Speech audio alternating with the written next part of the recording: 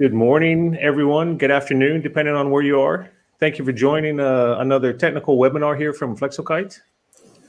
Today, we're going to talk about a new approach to optimizing the wide web press at the DFTA Technical Center in Stuttgart. Just before we get started, I'll kind of explain a little bit more about the basics of the webinar. So everyone is automatically on mute, so we avoid background noise. If you have a problem during the presentation or during the webinar, you can just try and refresh your browser to get that to work. Also, what you'll see is on the right-hand side of your screen, you have a place where you can type in questions if you want to put in a question during the webinar. And there's also going to be some polls coming up, so we can get some feedback from you and kind of, see how you're following everything that's in the presentation. So I'll go ahead and get started. As I said, this is another Flexo technical webinar looking at the optimizing of the wide web press at the DFTA Technology Center. We have two guest speakers today. Robert Bruce from Esko, who's a 30-year veteran in Flexo, and also Anke Fischer-Tausch from the DFTA Technical Center, also with 30 years experience in the industry. Just to give you a little information about Flexo itself, we have two centers, one in Hoppert in Holland and another one in India. And they're fully equipped demo centers with everything from PDF to print. We can do things from analog education, print support, show the latest technologies, have people have a slightly different look at products, or do training. In this webinar, we're going to cover four different main parts. So one is looking at a scientific approach to print standardization, and then really looking at the results through numbers. So it's really hard numbers in getting to that end result. Then we're going to look at a little bit from print optimization in a single print run and the results of those optimizations and how that actually improves our print. So now I'll hand over to Anke, and she can go through her slides. Thank you, Dan, for this introduction, and welcome to everybody from my side. Just mention it, I will give you an insight in our approach for optimization, our print press. I will give you an idea how we do this and what is our best practice.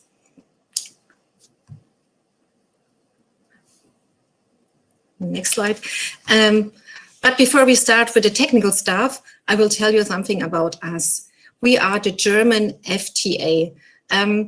D stands for Deutsch, so this is a little bit fun fact. So this is a little bit mix of English.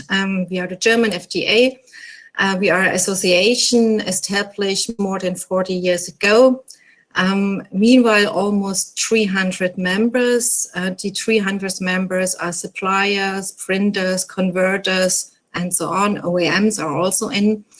And our vision is, or our mission is, to be a neutral platform for exchanging know-how and sharing ideas. We are dedicated to flexography and the packaging industry. As Dan already mentioned, we are located at the Media University in Stuttgart in the south of Germany. And the special thing, we run a technical center as well. This is unique worldwide. Our focus in the technical center are research and development. We run printers for our members and customers, and we do technical support on site and also at customer side. And one of the main column of our mission is also to train and educate the talents, not only the young talents or all talents for the packaging industry, to prepare them for the challenges in the market. As you can see here in the next chart, this is quite challenging, and we try to prepare them. This is an all-over overview. Here, we try to find a response, and every company, also you, need to respond to all these challenges. To be not so much general, I want to go more in specific details. In the end of the day, it's about to deliver a good print. What is a good print? A good print is to reach or achieve target level on density, and at the same time achieving a broad color gamut and a good tonal range as possible. And this is the challenge. And therefore, I want to pose the first poll question to you. Please prepare to answer. How many, I want to give over to Dan, sorry.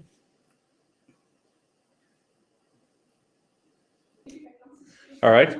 So the first poll question, you'll see this pop up on the right-hand side. So this is looking at how many different Pantone colors did you print in 2020 in your production? Was that less than 50, 50 to 100, 100 to 200, or more than 200? All right, so we got a lot of answers coming in right now. What we see is the majority of people, more than 200, but I'll just wait because we start to see these change. Okay, yep. Yeah.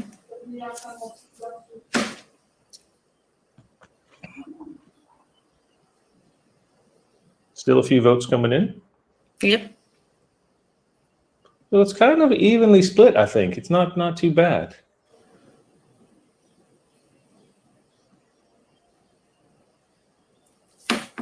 Okay. Okay. Thank you for taking part on this poll question. As you can see, it is quite balanced, but we have a huge part, also more than 30, more than a third, printing more than 200 Pantone colors, different Pantone colors.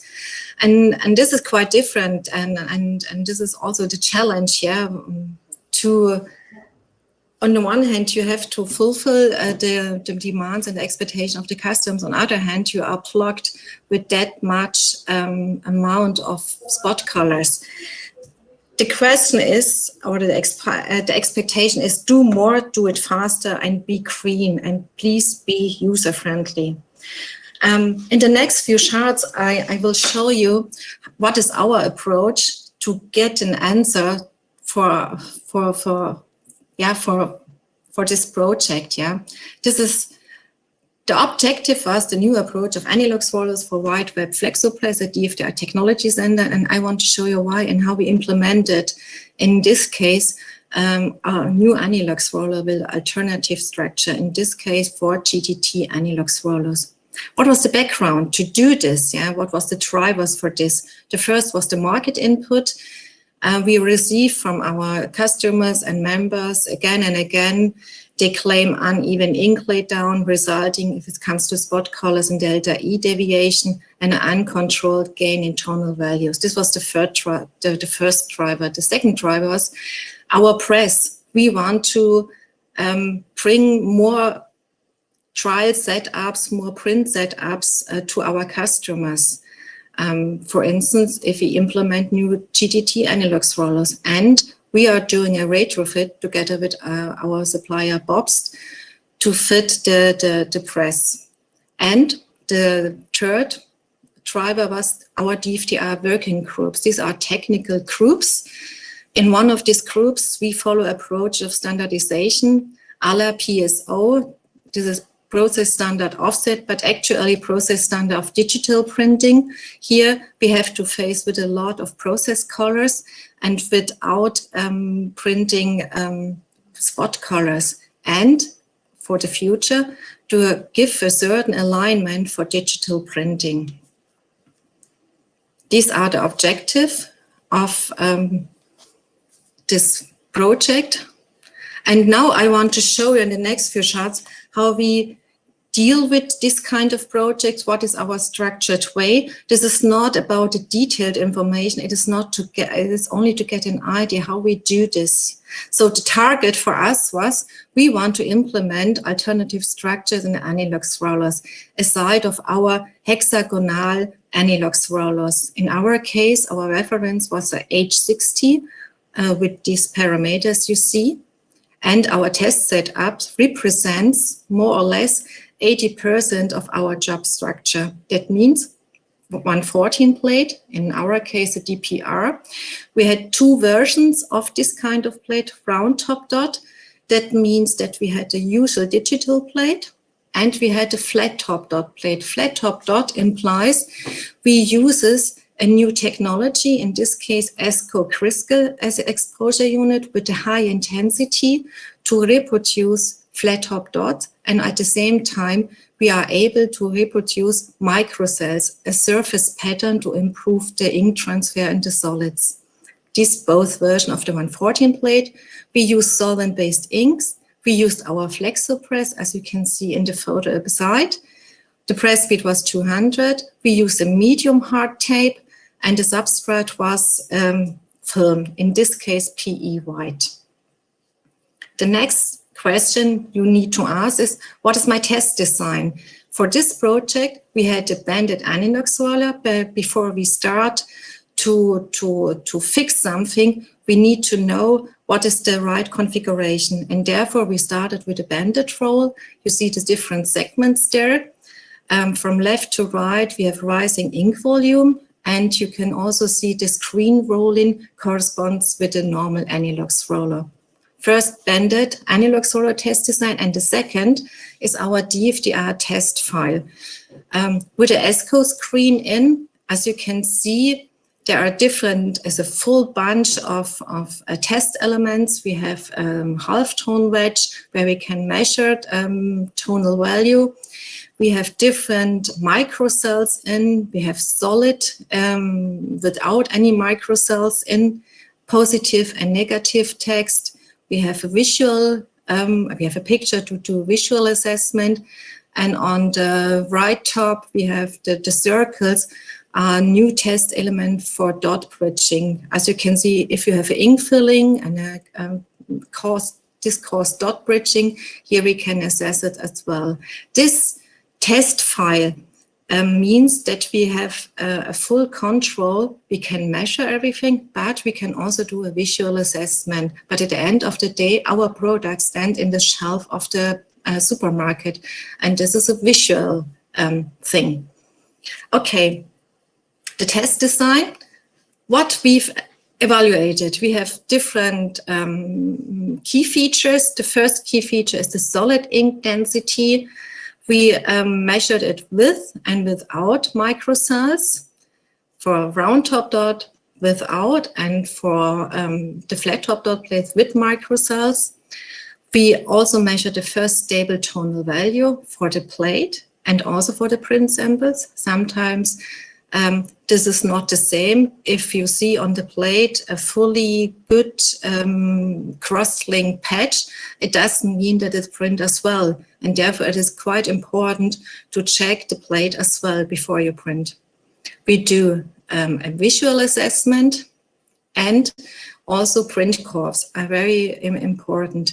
And sometimes also it is advisable to do the highlights soon, because in the highlights happens a lot.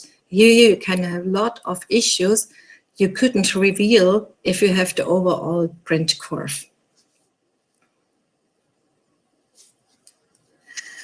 Here, for this chart, it is advisable to go to the full screen if you're not yet done this. Here are the results. This is not about the detail to show you, this is the detailed solid ink density here. So I just want to give you an idea. What you see here is not fancy rework for this presentation. This is our real working document.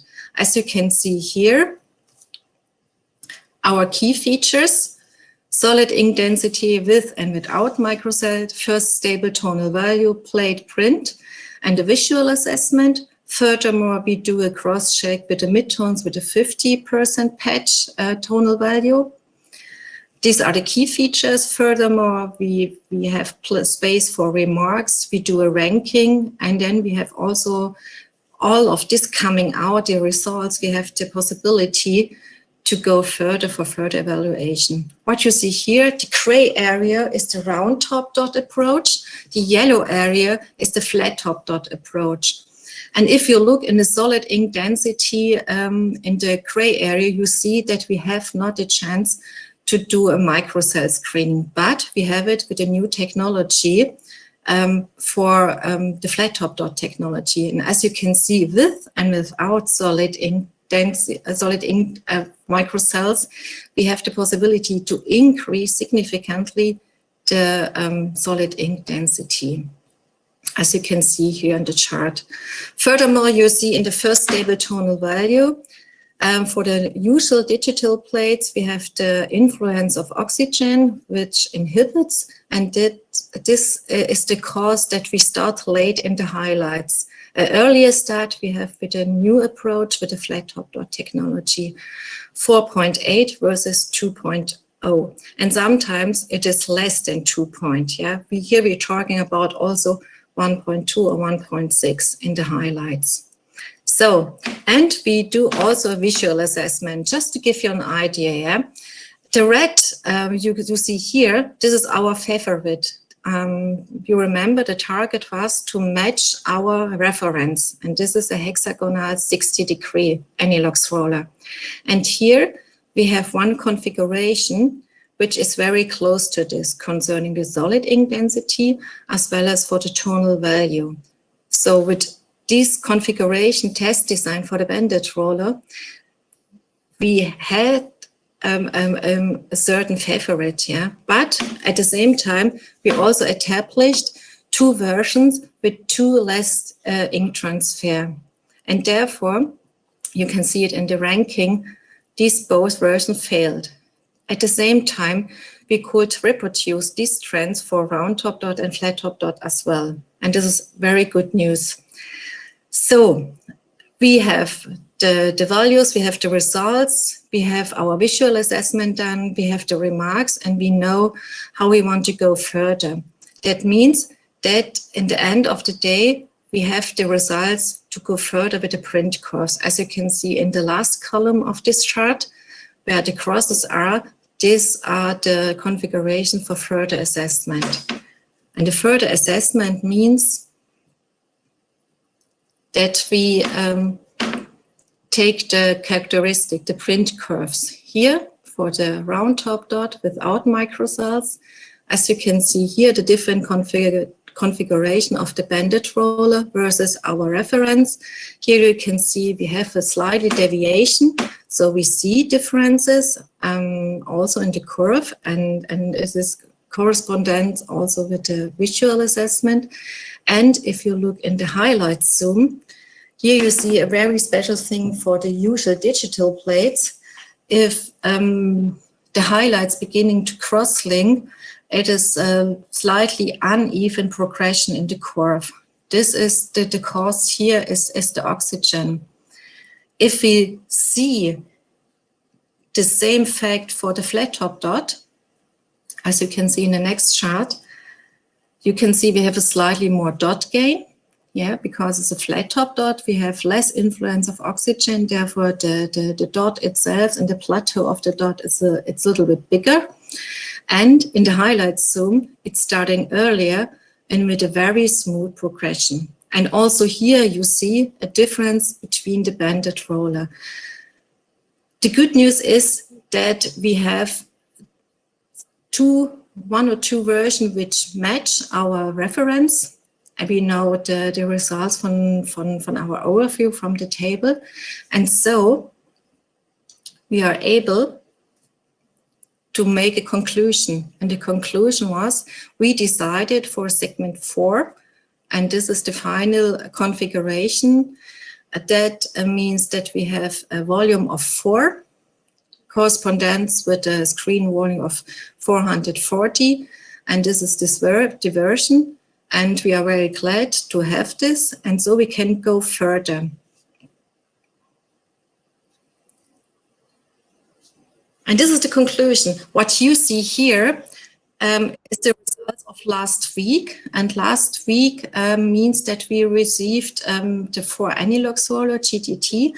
At this point, I want to thank Apex to do all this work for us, to do the support us in this way. A special thanks to Christian Huth from Germany and also Nick Harvey.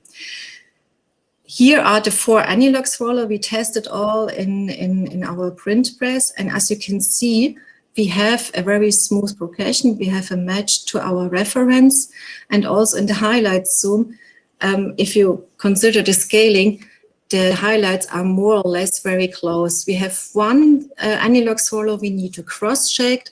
As I already mentioned, this was the first check, and we have to redo this test to be sure that here we have a perfect match also in the highlights.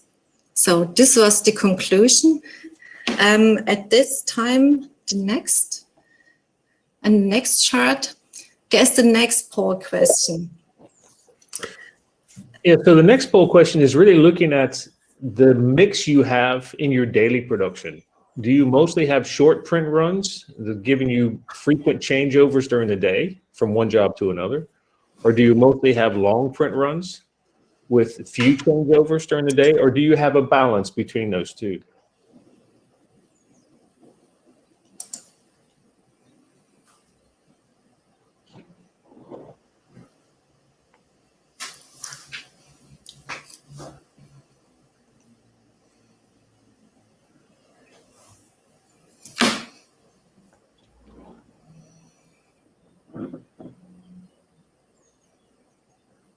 Interesting to see the results coming in here.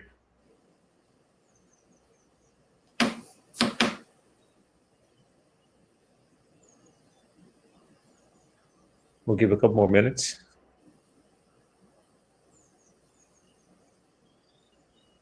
All right, so what we see is a lot of companies having mostly short runs or a balance of long and short runs, and not as many companies having mostly long print runs, which is really what we see happening across the industry in general. All right, Anka, we'll go on to the next slide. Yeah, thank you. Do this, yeah. Just to come back to the poll question, before I discuss the options for us, I want to summarize a little bit. As you see from the first poll question, there are a lot of spot colors in the process, yeah. And what I see here, mostly printed short runs with the frequent changeovers, and also good majority with equal balance, long and short runs. That means that there is a very high challenge here. You have a lot of spot colors. Spot colors means always that you block your press. Yeah, it is said that 50% you print and the other 50% you are changing and preparing the next job. And this 50%, the most time you are cleaning and washing, yeah. And how we can overcome this by using a new approach. This is the expanded color gamut approach, and this opens up for us with this additional 4 anilox rollers. We have our reference, we have 4 in, and now we have the options, the 4 GDT. Our press has 8 color central impression cylinder press. So we can start projects for ECG, gain more experience. And in this connection, also we want to start a certain standardization for flexography. You remembered in one of the first charts, I explained it, we want to do it a la offset. We want to do it not in the same way. This is not possible, but ECG and short runs goes always versus digital printing. That means that we are more involved in printing process colors, and for this we need a certain standardization. What are the options with this print setups for us more?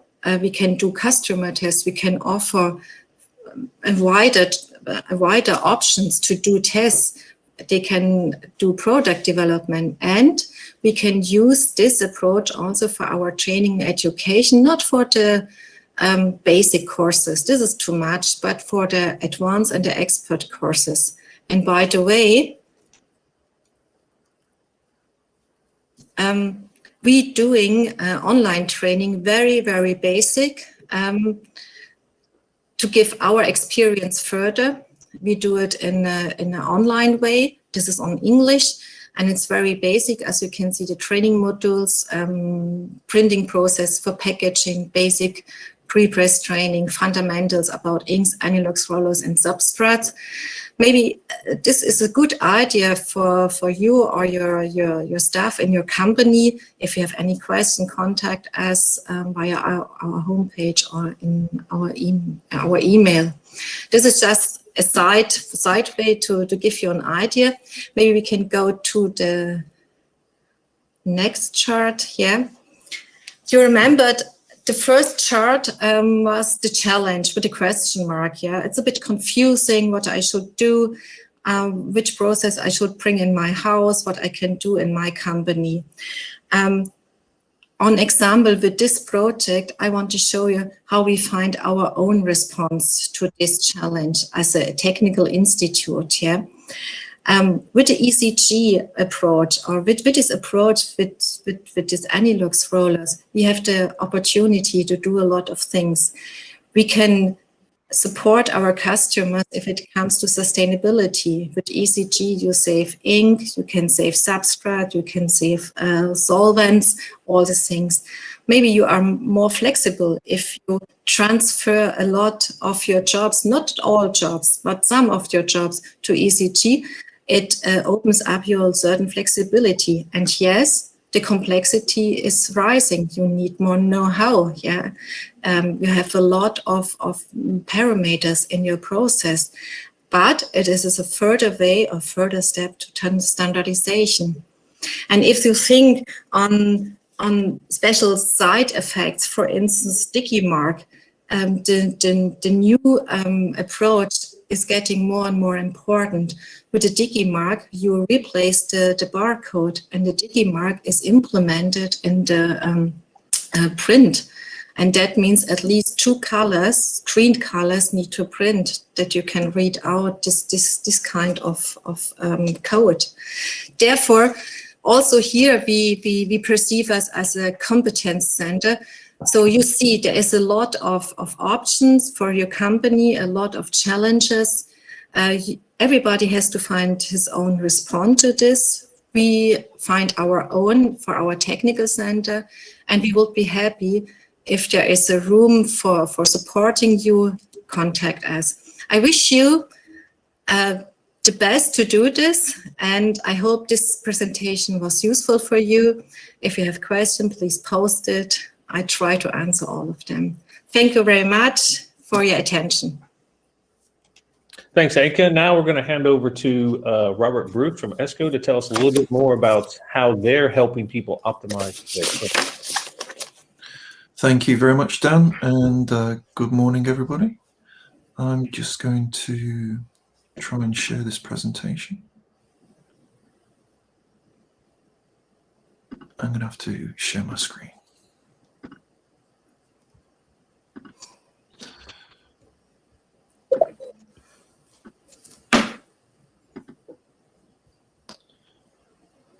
Okay. So yeah, flex optimization. So I just want to take this in a slightly different perspective. So Anke did a great job in terms of explaining a lot of the technical side of the optimization process. I want to look at it from more of a day-to-day perspective. So what typically we would see out there in the marketplace on a day-to-day basis is that you already have your press in place and you have your consumables defined, different tapes, inks, aniloxes. There may well be a couple of different types of tapes, a couple of different types of aniloxes, but typically they're fixed variables. And then what you're generally asked to do is, I'm not sure if you can see this down at the bottom. Can I hide it? No. Then generally what you're asked to do as either an in-house plate making department or a trade shop is you're asked to match your plates to a certain standard with all these configurations. And this is what I want to try and run through over the next sort of 15 minutes.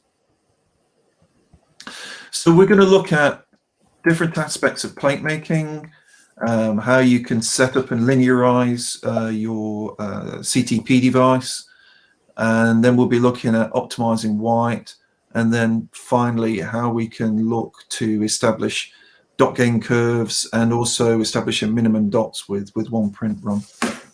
I will be talking about some Esko products. Apologies for that. That there is a number of options out there on the marketplace. But yeah, we'll be talking about Esko products for the next sort of 10 minutes or so. So the different parts of the puzzle that we're going to be looking to optimize for that plate making section and matching it to the press is the CTP device, the CDI, exposure, and then we need a platform to enable us to optimize. How are we going to generate these curves and screens? And we use a product called Print Control Wizard for that, and we have a whole bank of new screening options as part of the Crystal line. So first of all, setting up your CDI. So the first aspect of that is a focus search. Focus search is basically ensuring that you're matching the laser to the right height of the printing plate. And there's a very quick and simple test to do for that to ensure that you get that perfect. Something that you want to do before you start optimizing a printing press. Second thing is the stain levels. So here we're looking to use a transmission densitometer, and we're looking to understand what is the zero value. So for that, we remove the carbon 100%, take a reading, and then we look at the imaged area to understand if we're removing all that black carbon, and we can play around with laser settings to ensure that that's already set up correctly. And then finally, we make sure that our 50% is imaging correct. So fundamentally, we're looking to linearize the CTP device. CTP device comes with a whole host of presets to get you in the ballpark, and then it's a matter of fine-tuning and QCing on a regular basis. We then look at the process steps, and we'll start then with the actual first relationship between the plate and the printing press. And for that at Esko, we call it a pixel boost test. What are we doing with this pixel boost test? Well, basically, we're generating a plate which has got different laser intensities, denoted by the numbers there. And these different laser intensities basically have an effect on how we expose that black carbon mask. And then once we've processed that plate and printed it, we then visually inspect that to ensure that we're achieving the right targets based on your requirements. Now, they could be, as Anka mentioned, a previous reference. They could be a target standard reference, offset reference, whatever you're looking to try and achieve. And fundamentally, we're looking at different aspects of the print. So first of all, the solid, we're looking to make sure that we have the right quality first and foremost. And then from that, we're looking to ensure that we hit the right target densities. And we can influence that by these different laser settings on the CDI. Once we have the quality and the density in place, then start looking at a couple of other parameters. First of all, text, positive, and also negative, and making sure that we have a positive impact on both of those, which is what you can see here. And then finally, looking at the screen data to ensure that we are printing clean. We don't want to overexpose to achieve a really high density and then sacrifice our midtones and our highlights. So here we have a gradient with different surface screens on there to ensure that we're printing with no dot bridging and printing nice and clean. So then we have our relationship with between the plate and press. So we'll go to poll question number 3, which is what areas of your print quality would you like to optimize first? So would that be higher density, job-to-job print consistency, better highlights, white opacity, or finally all of the above? So I'll leave you for 30 seconds or so just to answer that question, if you would.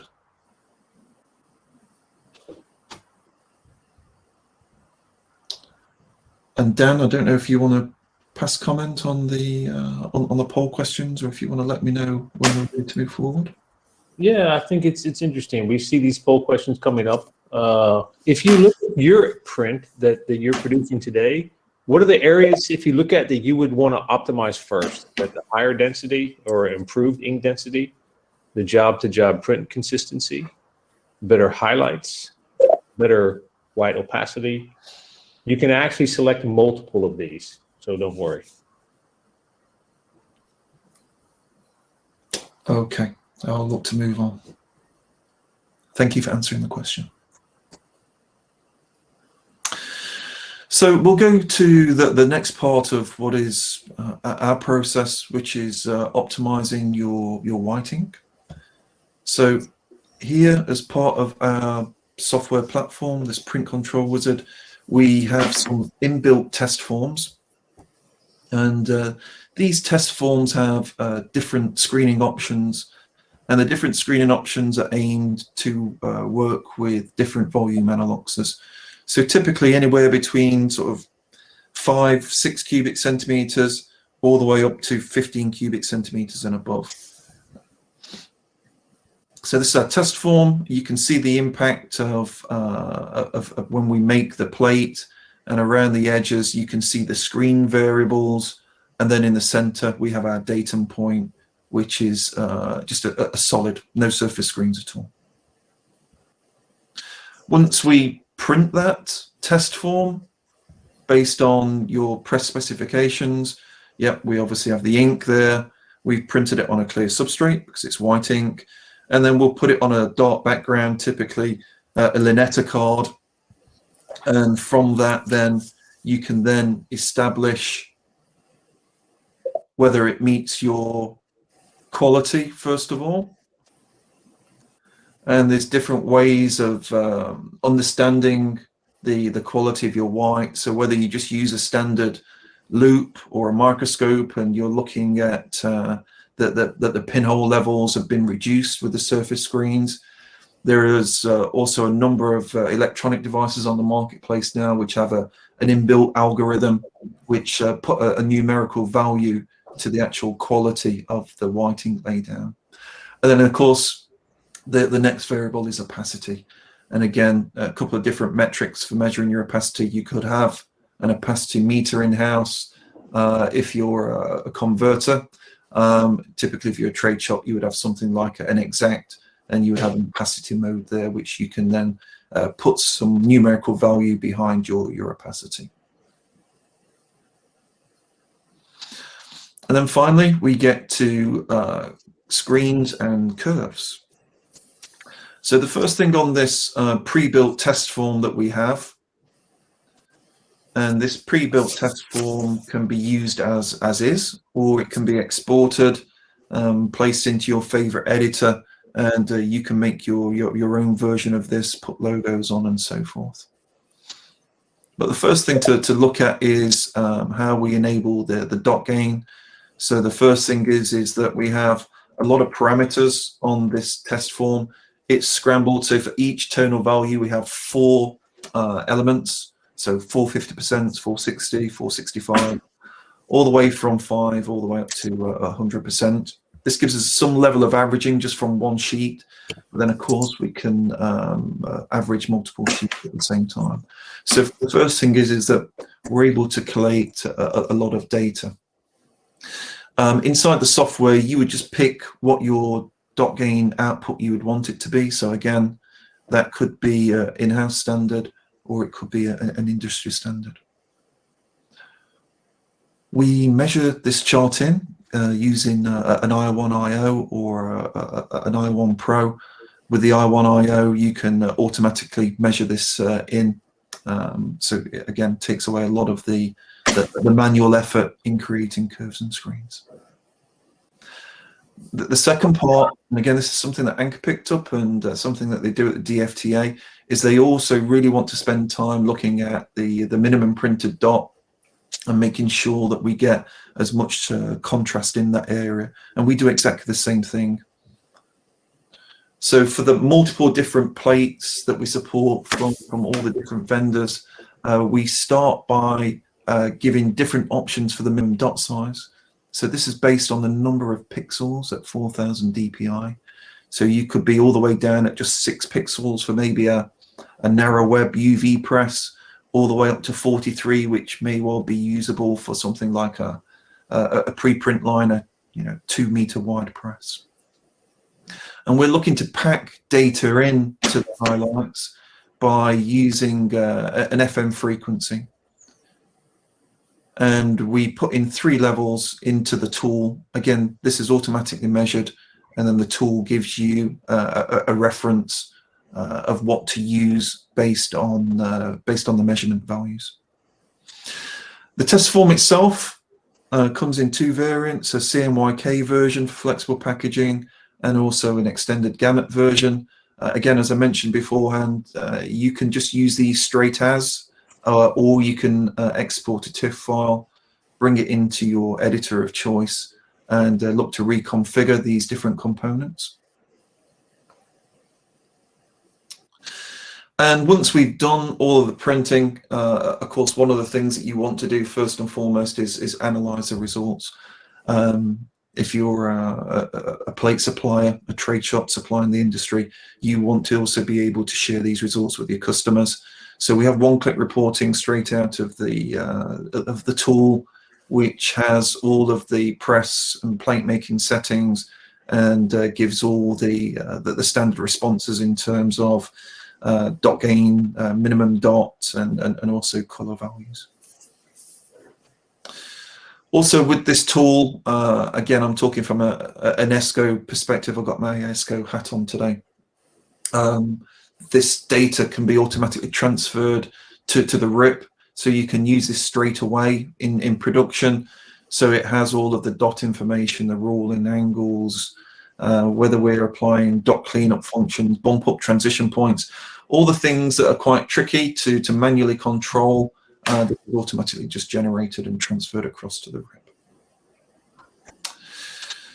So whether we're doing some work with the DFTA or Flexo kite on maybe some specifics, you're looking at a new plate, a new analox, you want to test some new tape, or you actually have all of these parameters prefixed and you just want to maybe onboard a new trade shop, or you want to do some internal work, why would you do this? So I just want to take a couple of slides just to give a few examples of what good optimization looks like. I think a lot of the trade shops that I talk to, they sometimes struggle to get decent press time from printing companies. So I just want to offer a little bit of support for my trade shop customers, and reach out to the printers to say, look, if you go through this process and we do it well, then this is what some of the things that you could potentially benefit from. So good optimization, again, using the use case from Anchor and Dan with regards to aniloxes. Here, a possible use case could be reduced ink consumption. So again, matching your pixel boost values to your target densities. It could have a reduction in your analox volumes, which would have a direct ink saving. Looking to improve the quality of the print, not necessarily in terms of going up higher LPIs, but really just trying to keep the print as clean as possible so you can obtain more press uptime and press utilization. So here we have a use case with your traditional print on the left-hand side, where we see some banding in this radial vignette versus some of the newer technologies that are on the market which clean this up. And what does that look like when you're printing CMYK? Well, again, on the left-hand side, you see that the dot bridging and the banding directly affects the quality. If you were a printer, you'd probably spend a lot of time stopping the press, cleaning plates, running back up, stopping the press, cleaning plates. On the right-hand side, you can see with the newer technologies that plates stay cleaner for longer.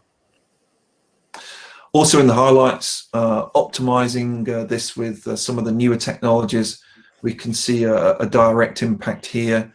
This is benchmarking two Esko technologies against each other, HD Flexo with round top dot plates, and needing to produce a slightly higher minimum dot size to take care of that oxygen inhibition. On the right hand side, we see with the crystal line, there's no oxygen present, flat top dot, new screening algorithms that we can really start to have a positive impact when we've calibrated those highlights in the right way. And as we've already seen, the white ink laid down, again, possibilities to increase both quality and also reduce ink volume if that's the way that you want it to go. So that leads on to poll question number 4. So what do you measure when you're optimizing your printing press?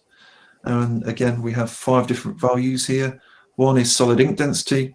Next one is dot gain, trapping, spectral data, ink viscosity, or is it all of the above? Again, I'll leave you for a few seconds just to answer that question.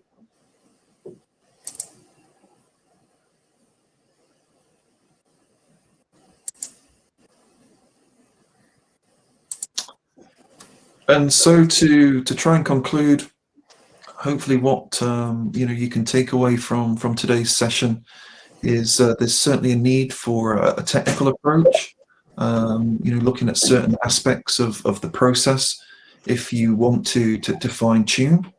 And yeah, there's certainly the DFTA, which is open to that. You also have the Flexo centers as well.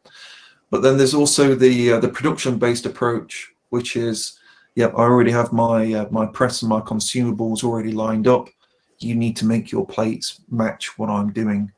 Both are valid for different reasons, but at the end of the day, if you go through these optimization approaches, hopefully you can achieve much better results moving forward. And from that, I'll hand back to Dan and open it up for some questions. All right, thanks, Rob. One of the things that I just want to share is we recently did a print around white and opacity and the link between different screen patterns and anilox volumes.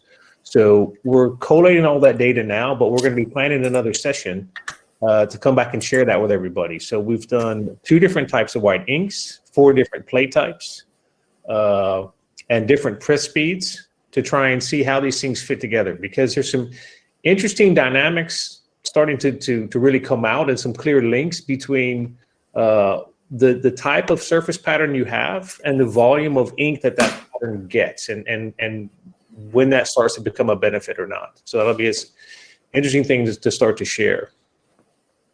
I had a question actually for Anka to start off was, are you seeing more people now starting to get interested in trying to do ECG in production?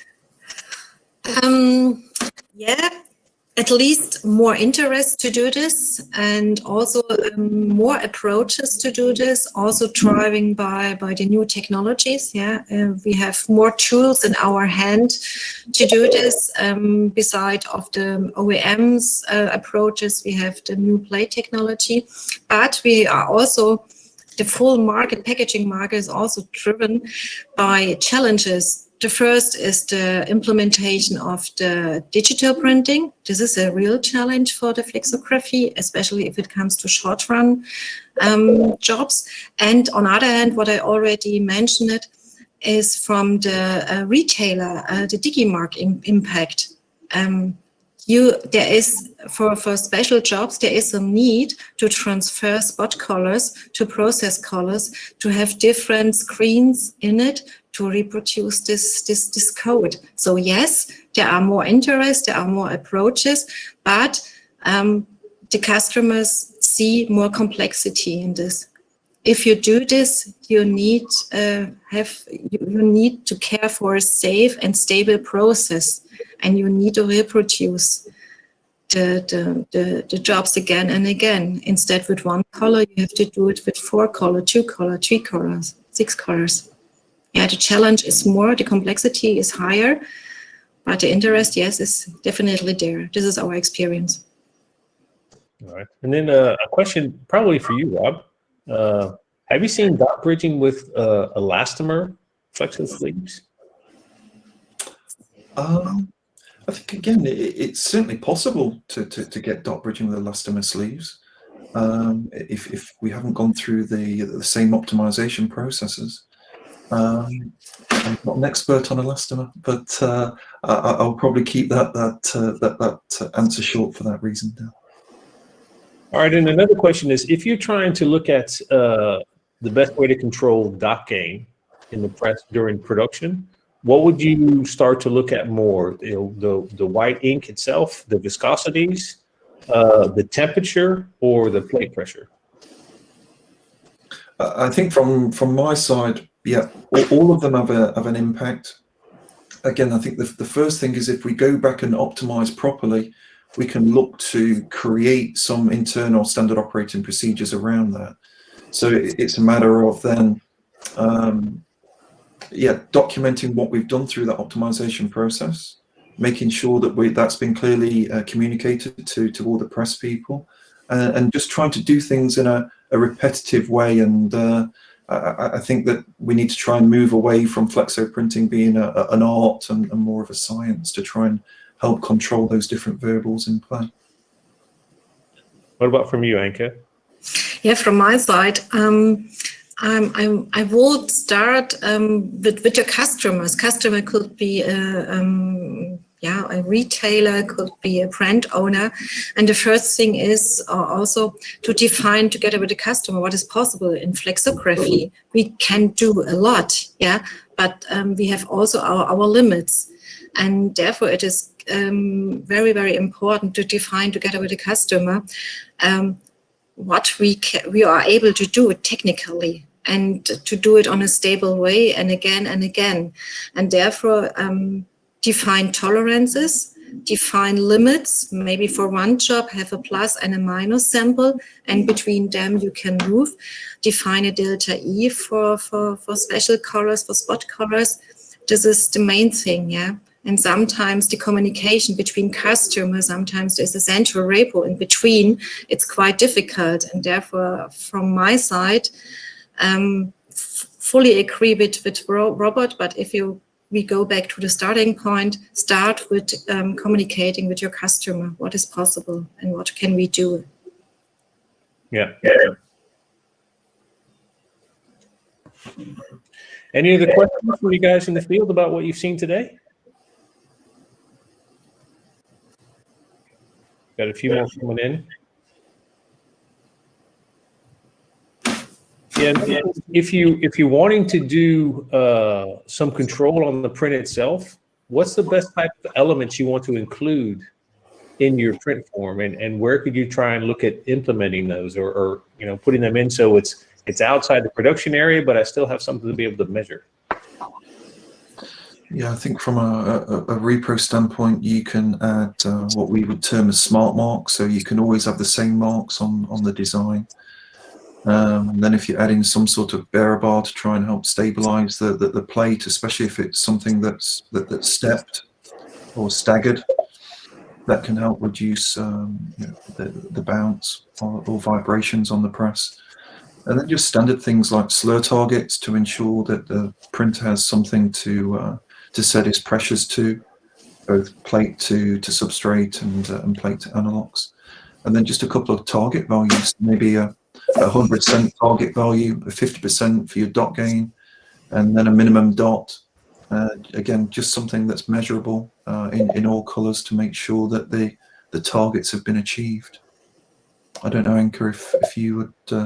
Fully agree with you, Robert. Yeah, measure the dot gain and to retrace the single jobs that you can compare to each other, and it helps for further discussion. And if it's within one product group, it helps to control. Yeah, fully agree with you, Robert. I Question here is solvent ink the most challenging component with ECG on wide web? Do you want to go first, Anka, for a change? Or I can take it, I don't mind. Yeah. I will say yes and no. Yes, if we're talking about a short run, yeah. If you have, even with ECG, a certain short run, then you have to come in color and you have the right viscosity. It's much more easier more easy instead of using spot colors. But for short runs, it's always challenging. For long run, yeah, you are on a stable way concerning viscosity. You have no change for anilox rollers. You have the ink in on a stable way. For this, I think, yes, you are more stable. On the other hand, if you have, for instance, if you transfer a job, it's a brown. Usually you use a spot color, and then you have to create this by process. You have to care for the register, yeah, and you have to be very thoroughly. You have to run your job, and this is the new challenge. On one hand, yeah, you can control the inks, solvent inks. That's possible by viscosity measuring. The parameters you have to control are others, and this is one of the register to also to avoid a color drift. Yeah, by this you would have it with spot colors. Robert? Yeah. Again, I agree with everything you said there, Anka. I think whenever I've spoken about ECG, I think that the foreword has always been consistency. So how can you generate a consistent environment on your printing press to enable you to print ECG successfully? So there's lots of technologies which are enablers, I would say, for ECG. There's lots of different companies that talk about ECG, but then when it comes to actually implementing it, I think that's the difficulty. So again, going back to the discussion that we've had today, one of the first phases would be optimizing, understanding, what can you print, and then can you convert that into an ECG environment and print it on a consistent basis. And certainly you won't have that consistency if you don't at least go through an optimization process. And again, I would give a shout out again to companies like DFTA and the Flexo organization, where there's printing presses available for you to do some behind the scenes tests before you actually bring it into a production environment. Take a look at some of the parameters which are required for consistent printing. So yeah, I would say consistency is the number one barrier, and that can come from multiple different areas, not just inks. Yeah, I would say also from my experience in expanded gamut with a lot of different companies, I don't think the fact that you're using solvent-based inks itself to be a massive challenge is how you control those inks. You have a lot of tools available today to also check the ink strength when you're printing. So when you're actually setting up those inks in the beginning and maintaining that throughout, you see more and more presses that actually also offer a scale that the ink tank is on. So when you're putting in additives, you can precisely control how much you're adding and how quickly you're adding them. There's a lot of different things available to help really control those inks, and more presses with viscosity meters, it's also helping. Of course, in some environments, if it's really, really warm, then the solvents are going to flash off quicker than an environment where that's cold. So maybe you have a huge shift from winter to summer that really also impacts that. Can be definitely a challenge, but I think, by themselves, they can be very, very stable depending on how you run the production. There was another question here, Rob, from how many different patterns are there available for white? And are there separate options for the type of white ink? Is it a UV water-based, solvent-based ink? Yeah, we're using the same patterns for all ink types, and yeah, just working on the load. So there are 8 different screen options, and yeah, those different screen patterns, you'll see different ones work better depending on the anilox volume and the ink type that you're using. But what you should see is if in a range of somewhere between sort of 5 and 15 cubic centimeters and above, you should see one of those patterns, which gives an improvement over no surface screens. Yeah. Let's see, we got a couple more questions coming in now.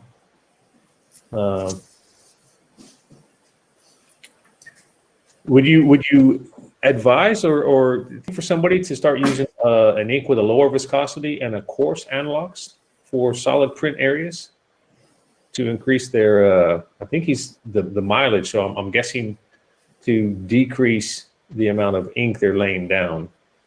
But 9 BCM is a very, very big volume. Yeah, not necessarily for flexible packaging. Certainly for water-based inks on corrugated board, on things like recycled board liners, then we've seen an advantage there with reducing the ink viscosity. But I wouldn't have any experience of that with solvent-based flexible packaging. And Anka, there's a question here about using water-based ink and PE film. Is that something you've been doing in the DFTA? Actually, not yet. This is not so popular in our area. We think about this to transfer solvent-based ink to water-based ink, but honestly, sometimes it is not so easy to do this. And also here, we need to think about how we can recycle this. Yeah, here's the question: circular economy and those things. Yeah. And therefore, our market is more minded on solvent-based ink. But yes, there are approaches to do this, coming again and again from the ink supplier, but not yet really in the market. I know in the US and maybe also in Asia, there are more approaches to this. This is our experience. But yes, from ink suppliers, our members come in from time to time, these approaches, and we intend to do this as well. But this is not prior one for us at the moment. Okay.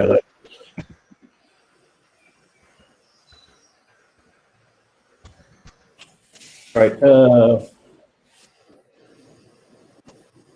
Yeah, this works with Flexo. Another question for you, Rob, I guess, is there a difference between the patterns that are being used for white versus what you would use for the other inks? Yes, and that's due to the anilox volumes. So we're using a totally different structure for your CMYK OGV, which is typically using quite a low volume anilox. I think Anka put some numbers behind the typical aniloxes that they're using at the DFTA. I think it was 3.6 volume. GTTs, you would typically go for an XS or an S. So these are all low volume aniloxes. For a white, you would typically be using much higher volume. The white ink's built in a totally different way. So yeah, we do use different screens. Yeah. All right. Great. Well, I think we've just gone over our time slightly. So I want to thank everybody for joining today. One of the things we're going to do is we'll kind of make an extra document at the end, because we have another session this afternoon that we call an FAQ. So we'll basically be putting in the questions and the answers into that document that we can share with everybody. Also, what you'll see is shortly after the webinar, you'll get a link to be able to watch a replay if you want to do that. If you know someone else who's registered and they weren't able to join today, they can also see a replay of the session we've had this morning. So for that, I want to thank everyone for joining, and we hope you found it super interesting. We really appreciate it, and we hope to see you at a future event. Thanks.